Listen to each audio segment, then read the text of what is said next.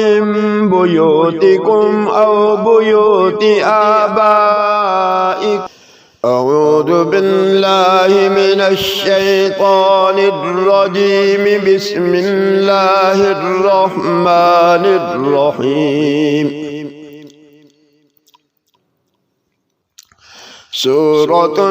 أنزلناها وفرضناها وأنزلنا فيها آيات بينات لعلكم تذكرون. الزانية والزاني فاجلدوا كل واحد منهما 100 جلدة ولا تأخذكم بهما رأفة في دين الله إن كنتم تؤمنون بالله واليوم الآخر وليشهد عذابهما طائفة من المؤمنين. الزاني لا ينكح إلا زانية أو مشركة والزانية لا ينكحها إلا زان أو مشرك وحرم ذلك على المؤمنين. والذين يرمون المحصنات ثم لم يأتوا ب4 شهداء فاجلدوهم 80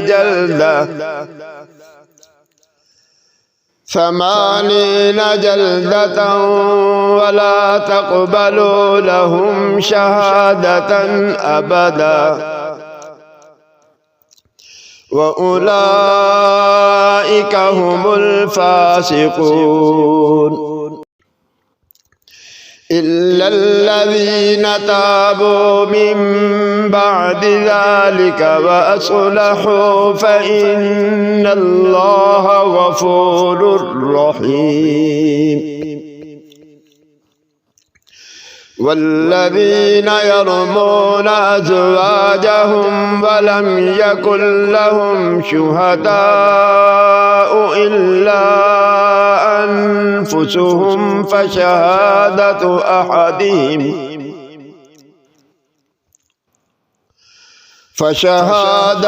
أحدهم 4 شهادات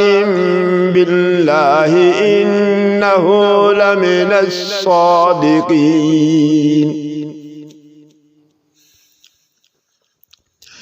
والخامسة أن لعنة الله عليه إن كان من الكاذبين. ويدرأ عنها العذاب أن تشهد 4 شهادات بالله إنه لمن الكاذبين. والخامسة أن غضب الله عليها إن كان من الصادقين. ولولا فضل الله عليكم ورحمته وأن الله تواب حكيم. إن الذين جاءوا بالإفك عصبة منكم لا تحسبوه شرا لكم بل هو خير لكم لكل امرئ منهم ما اكتسب من الإثم والذي تولى كبره منهم له عذاب عظيم. لولا إذ سمعتموه ظن المؤمنون والمؤمنات بأنفسهم خيرا وقالوا هذا إفك مبين لولا جاءوا عليه بأربعة شهداء فإذ لم يأتوا بالشهداء فأولئك عند الله هم الكاذبون ولولا فضل الله عليكم ورحمته في الدنيا والآخرة لمسكم فيما أفضتم فيه عذاب عظيم إذ تلقونه بألسنتكم وتقولون بأفواهكم ما ليس لكم به علم وتحسبونه هينا وهو عند الله عظيم ولولا إذ سمعتموه قلتم ما يكون لنا أن نتكلم بهذا سبحانك هذا بهتان عظيم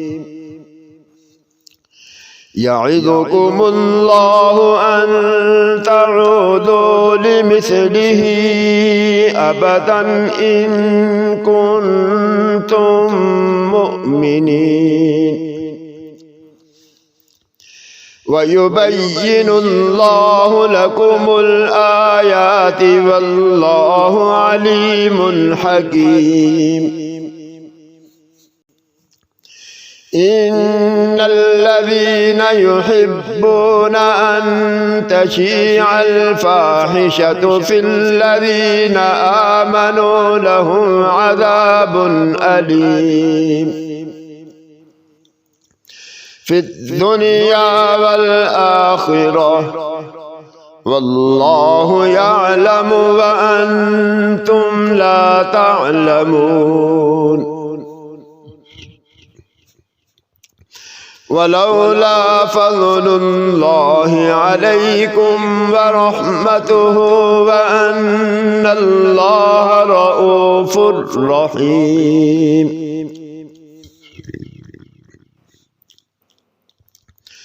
يا أيها الذين آمنوا لا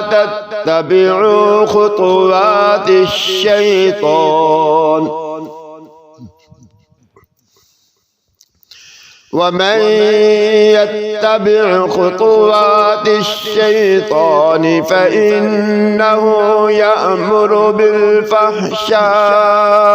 والمنكر ولولا فضل الله عليكم ورحمته ما زكى منكم من أحد أبدا ولكن الله يزكي من يشاء والله سميع عليم ولا يأتل أولو الفضل منكم والسعة أن يؤتوا أولي القربى والمساكين والمهاجرين في سبيل الله وليعفوا وليصفحوا ألا تحبون أن يغفر الله لكم والله غفور رحيم إن الذين يرمون المحصنات الغافلات المؤمنات لعنوا في الدنيا والآخرة ولهم عذاب عظيم يوم تشهد عليهم ألسنتهم وأيديهم وأرجلهم بما كانوا يعملون يومئذ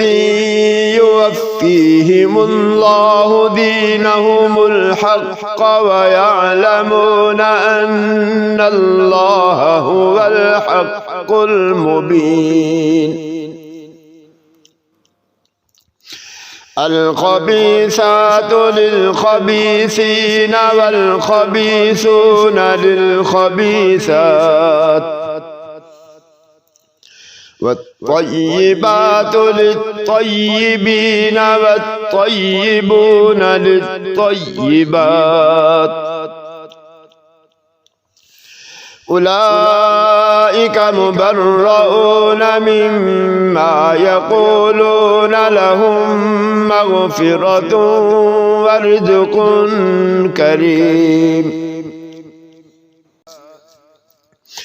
يا أيها الذين آمنوا لا تدخلوا بيوتا غير بيوتكم حتى تستأنسوا وتسلموا على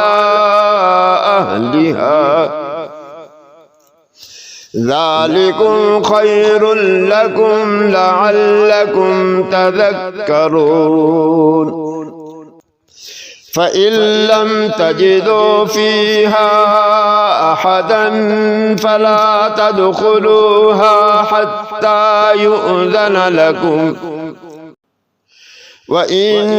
قيل لكم ارجعوا فارجعوا هو أزكى لكم والله بما تعملون عليم ليس عليكم جناح أن تدخلوا بيوتا غير مسكونة فيها متاع لكم والله يعلم ما تبدون وما تكتمون قل للمؤمنين يغضوا من أبصارهم ويحفظوا فروجهم ذلك أزكى لهم إن الله خبير بما يصنعون وقل للمؤمنات يغضضن من أبصارهن ويحفظن فروجهن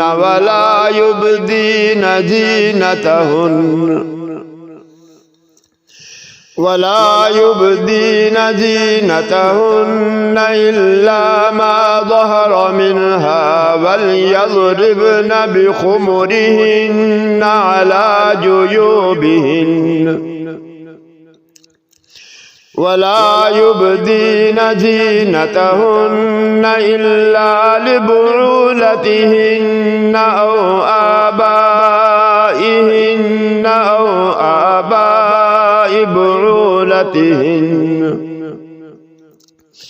أو آباء بعولتهن أو أبنائهن أو أبناء بعولتهن أو إخوانهن أو بني إخوانهن أو بني أخواتهن أو نسائهن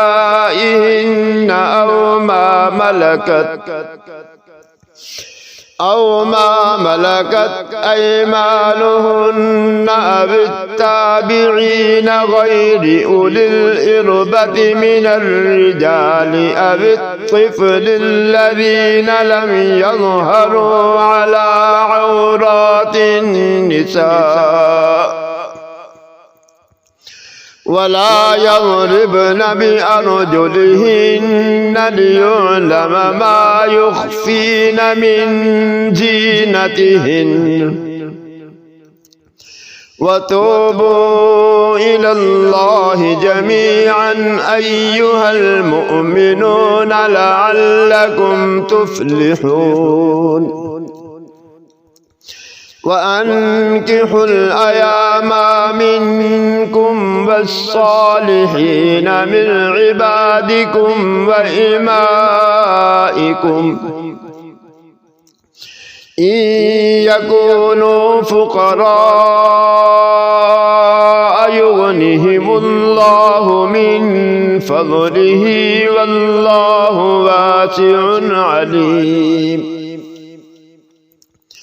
وليستعفف الذين لا يجدون نكاحا حتى يغنيهم الله من فضله والذين يبتغون الكتاب مما ملكت أيمانكم فكاتبوهم إن علمتم فيهم خيرا وآتوهم مما لله الذي آتاكم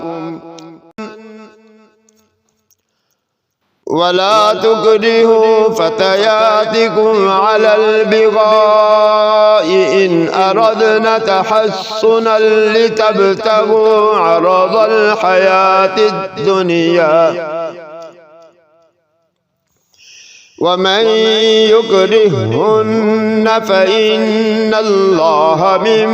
بعد إكراههن غفور رحيم ولقد أنزلنا إليكم آيات مبينات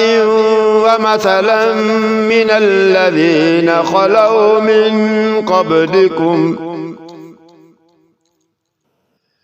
من قبلكم وموعظة للمتقين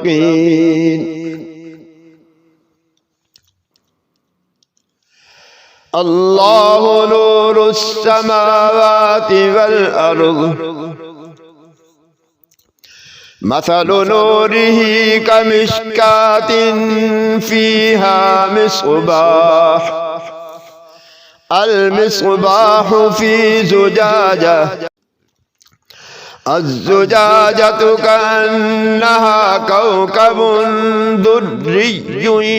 يوقد من شجرة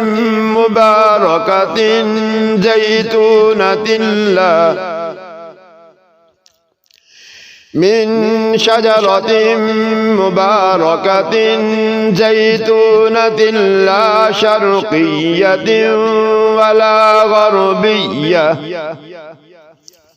يكاد زيتها يضيء ولو لم تمسسه نار نور على نور يهدي الله لنوره من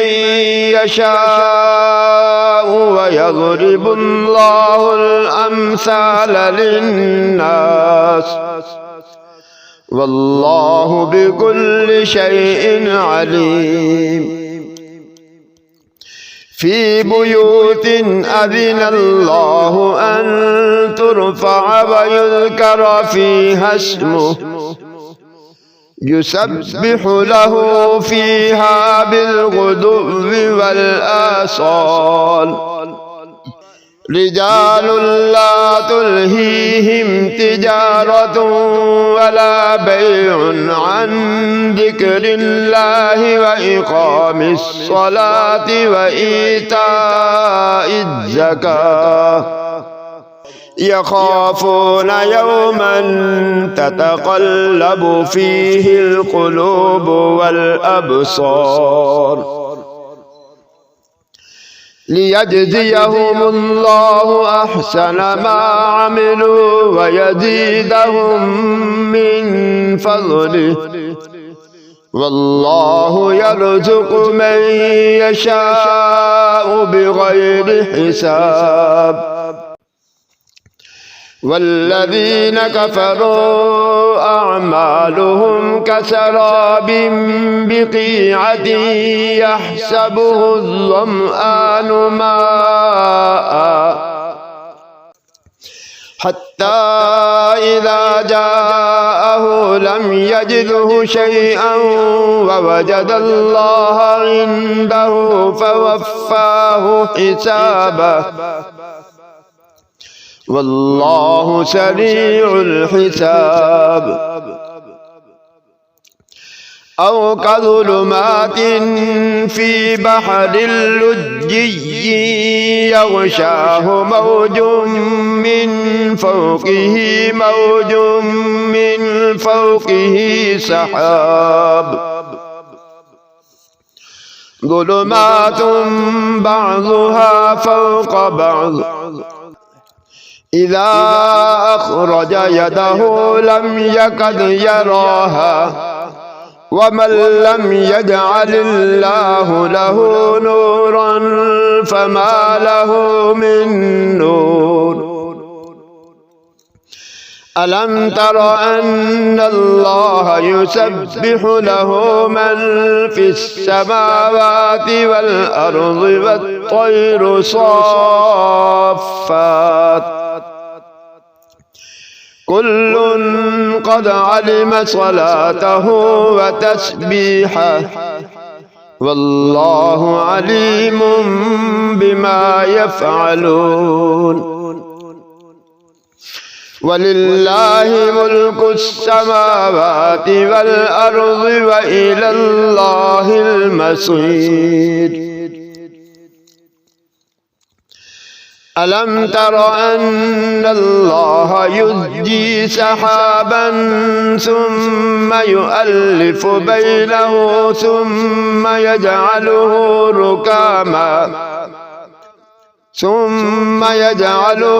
ركاما فترى الودق يخرج من خلاله وينزل من السماء من جبال فيها من برد فيصيب به من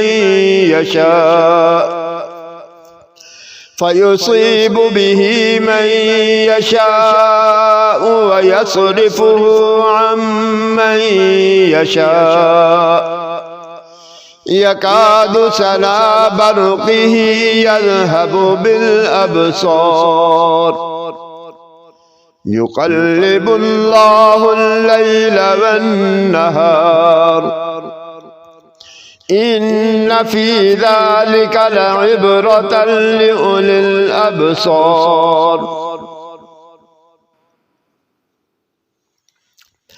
والله خلق كل دابة من ماء فمنهم من يمشي على بطنه ومنهم من يمشي على رجلين ومنهم من يمشي على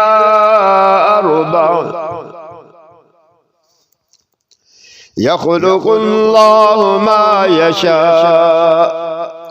إن الله على كل شيء قدير لقد أنزلنا آيات مبينات والله يهدي من يشاء إلى صراط مستقيم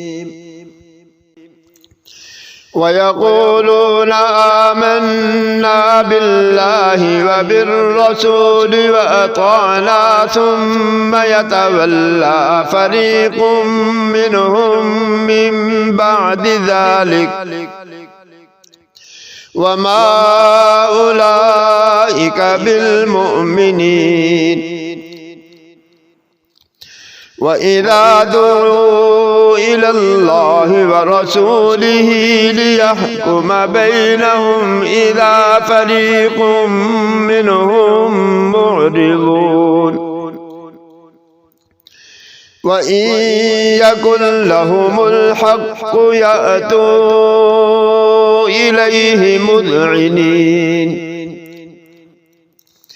أفي قلوبهم مرض أم ارتابوا أم يخافون أن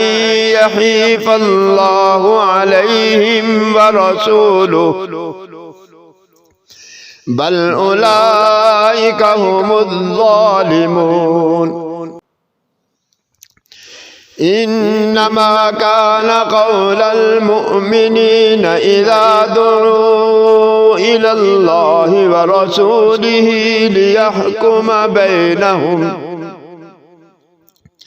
ليحكم بينهم أن يقولوا سمعنا وأطعنا وأولئك هم المفلحون. ومن يطع الله ورسوله ويخشى الله ويتقه فأولئك هم الفائزون. وأقسموا بالله جهد أيمانهم لئن أمرتهم ليخرجن قل لا تقسموا طاعة معروفة إن الله خبير بما تعملون. قل أطيعوا الله وأطيعوا الرسول فإن تولوا فإنما عليه ما حمل وعليكم ما حملتم وإن تطيعوه تهتدوا وما على الرسول إلا البلاغ المبين. وعد الله الذين آمنوا منكم وعملوا الصالحات ليستخلفنهم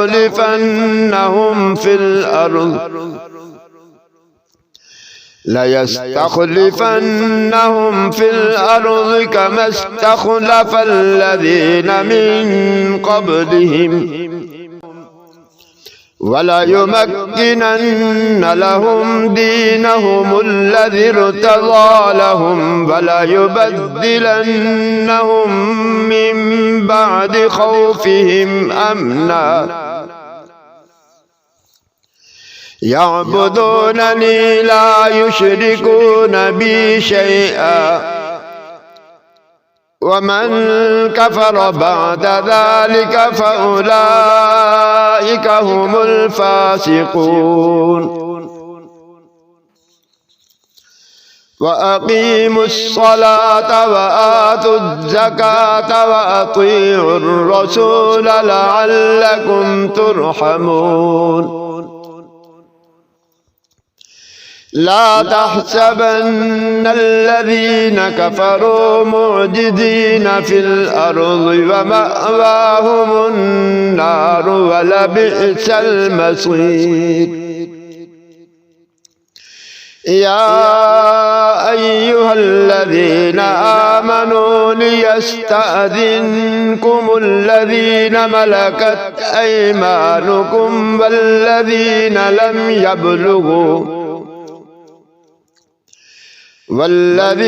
لم يبلغوا الحلم منكم 3 مرات من قبل صلاة الفجر وحين تضعون ثيابكم من الظهيرة ومن بعد صلاة العشاء 3 عورات لكم ليس عليكم ولا عليهم جناح بعدهن طوافون عليكم بعضكم على بعض كذلك يبين الله لكم الآيات والله عليم حكيم وإذا بلغ الأطفال منكم الحلم فليستأذنوا كما استأذن الذين من قبلهم كذلك يبين الله لكم آياته والله عليم حكيم والقواعد من النساء اللاتي لا يرجون نكاحا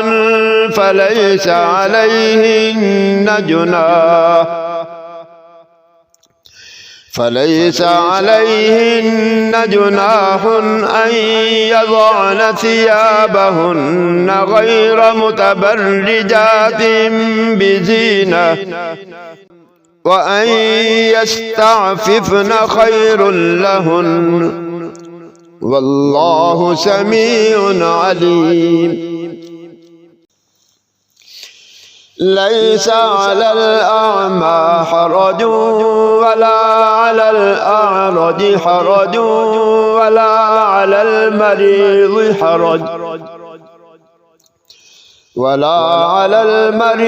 حرج ولا على أنفسكم أن تأكلوا من بيوتكم أو بيوت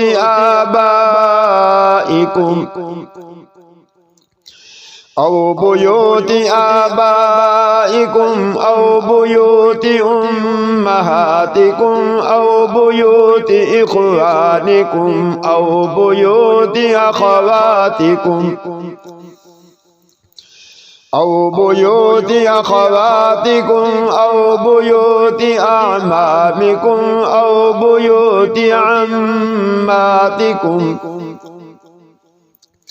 أو بيوت عماتكم أو بيوت أخوالكم أو بيوت خالاتكم أو ما ملكتم مفاتحه أو صديقكم ليس عليكم جناح أن تأكلوا جميعا أو أشتاتا فإذا دخلتم بيوتا فسلموا على أنفسكم تحية من عند الله مباركة طيبة كذلك يبين الله لكم الآيات لعلكم تعقلون إنما المؤمنون الذين آمنوا بالله ورسوله وإذا كانوا معه على أمر